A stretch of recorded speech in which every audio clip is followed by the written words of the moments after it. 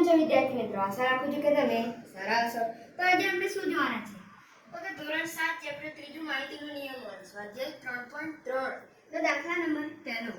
તો સ્વાધ્યાય 3.3 ના જે દાખલાઓ છે તેમાં આપણે આવા આલેખોનો જરૂર પડશે. તો તમે જે પેપર શીટ આલેખની આવે છે તેની તમારા નોટમાં કે નોંધપોથીમાં યુઝ કરી શકો છો, પરંતુ હું અહીંયા દોરું છું. જો અહીંયા દોરાય નહીં તો પછી હું કોઈ અન્ય ટ્રાય કરીને પણ તમને જે આલેખ છે તે સમજાવીશ. તો અહીંયા પહેલા દાખલામાં કહ્યું છે લંબ આલેખ એટલે કે આકૃતિ 3.3 નો ઉપયોગ કરી નીચેના પ્રશ્નોના જવાબ આપો. તો આ છે આકૃતિ 3.3 એટલે કે લંબ આલેખ. તો તેમાં અહીંયા તમે ને એવું કહ્યું છે કે ધોરણ 7 ના વિદ્યાર્થીઓ પાળેલ પ્રાણીઓ, અને અહીંયા વિદ્યાર્થીઓ આપ્યા છે અને અહીંયા પાલતુ પ્રાણીઓ આપ્યા છે.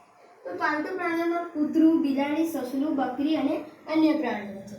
તો કૂતરું અહીંયા 8 સુધી જાય છે, પછી જે બિલાડી છે તે 10 સુધી જાય છે, સસલું છે તે 2 સુધી, અને બકરી છે તે જાય છે અહીંયા 6 અને 4 ની વચ્ચે, અને અન્ય જે પ્રાણીઓ છે તે જાય છે અહીંયા 0 અને 2 ની વચ્ચે. તો હવે પહેલા પ્રશ્નમાં કહ્યું છે કે કયું પાલતુ પ્રાણી સૌથી વધુ લોકપ્રિય છે? લોકપ્રિય, લોક એટલે માણસો અને પ્રિય એટલે ગમતું, એટલે કે માણસોને ગમતું પ્રાણી કયું છે સૌથી વધુ ગમતું?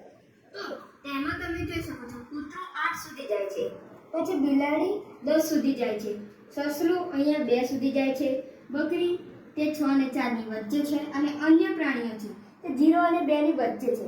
તો અહીંયા તમે કહી શકો કે સૌથી પ્રિય જે પાલતુ પ્રાણી છે તે અહીંયા આપણે કહી શકીએ કે તે બિલાડી છે. તો અહીંયા આપણે લખીએ બિલાડી. કૌંસમાં આપણે એવું લખી શકીએ કે તે કેટલા વિદ્યાર્થીઓને ગમે છે? તો 10. પછી બીજો પ્રશ્ન જોઈએ. તો બીજા પ્રશ્નમાં કહ્યું છે કેટલા વિદ્યાર્થીઓનું પાલતુ પ્રાણી કૂતરો છે? તો કૂતરાનું હવે આપણે જોઈએ. તો કૂતરાનું કહ્યું છે કે તે 8 સુધી જાય છે. કૂતરાનો જે આલેખ છે તે 8 સુધી જાય છે. તો અહીંયા આપણે કહી શકીએ કે 8 વિદ્યાર્થીઓનું પાલતુ પ્રાણી કૂતરો છે. તો અહીંયા આપણને પૂછ્યું હતું પહેલા પ્રશ્નમાં કે કયું પાલતુ પ્રાણી સૌથી વધુ લોકપ્રિય છે? લોક એટલે કે માણસો, અને પ્રિય એટલે સૌથી વધુ ગમતું. તો માણસોને સૌથી વધુ ગમતું પ્રાણી કયું છે? તો અહીંયા આપણે જોઈ શકીએ કે તે બિલાડી છે, અને કૌંસમાં લખ્યું આપણે 10, કારણ કે તે 10 વિદ્યાર્થીઓ છે તેમને ગમે છે. હવે બીજો પ્રશ્ન એવો હતો કેટલા વિદ્યાર્થીઓનું પાલતુ પ્રાણી કૂતરો છે? તો અહીં આપણે જોયું કે કૂતરો 8 વિદ્યાર્થીઓનું પાલતુ પ્રાણી છે. કેમ 8? તો કે અહીંયા આ જે લાઈન છે, જે કૂતરાનો આલેખ છે તે 8 એ આવીને અટકી જાય છે. તો આપણે કહ્યું કે 8 વિદ્યાર્થીઓનું પાલતુ પ્રાણી કૂતરો છે. તો અહીંયા આપણો પહેલો દાખલો પૂરો થઈ જાય છે. કેટલો ઈઝી દાખલો હતો, પરંતુ આ તમારે આલેખ સમજવાની જરૂર પડશે.